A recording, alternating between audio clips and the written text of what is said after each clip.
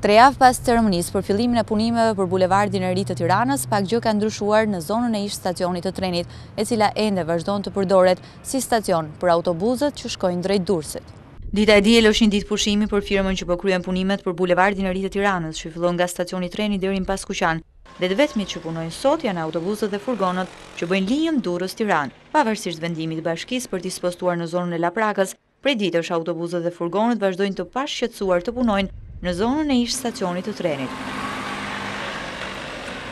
Kantieri i ndërtimit të bulevardit është i boshatisur dhe syri të sheh vetëm disa eskavatorë që qëndrojnë në pritje, ndërsa vazhdon të mungojë tabela sqaruese për afatin e fillimit të punimeve dhe përfundimit të tyre. Të vetmit që ndjekin me ankth përparimin e punimeve janë në fakt banorët e shtëpive që preken nga bulevardi i ri, për të cilët ende nuk ka një zgjidhje përfundimtare. Një përfaqësi e banorëve ka zhvilluar një takim me kryebashkiakun Basha për të gjetur një zgjidhje për vlerësimin e pronës së tyre, ku është premtuar ndërtimi i banesave të reja për ta. Ai na ka ofruar një zgjidhje sa natyre që do të na strehojë duke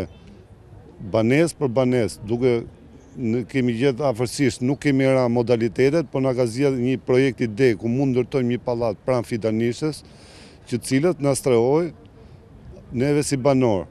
Por sipas banorëve mbetet pa u zgjidhur problemi i kompensimit të truallit, pasi për ta çmimi prej 263.000 lekë metri katror është i papranueshëm dhe kryetari i bashkisë u ka premtuar se do të negociojë me kryeministrin Rama për një çmim të ri për pronën e tyre. Vlera e trullit është jashtëzakonisht e ulët, gjë që na lë për të dëshiruar të paktën për problemin e trullit. Kemi afruar një zgjidhje kryetarit të bashkisë, ti bëj një kërkesë kryeministrit Edi Rama për një shtesë në projekt vendimin e qeverisë, cilën ai për fonde tjera për shpronësime, cilën ai është duke diskutuar me ato të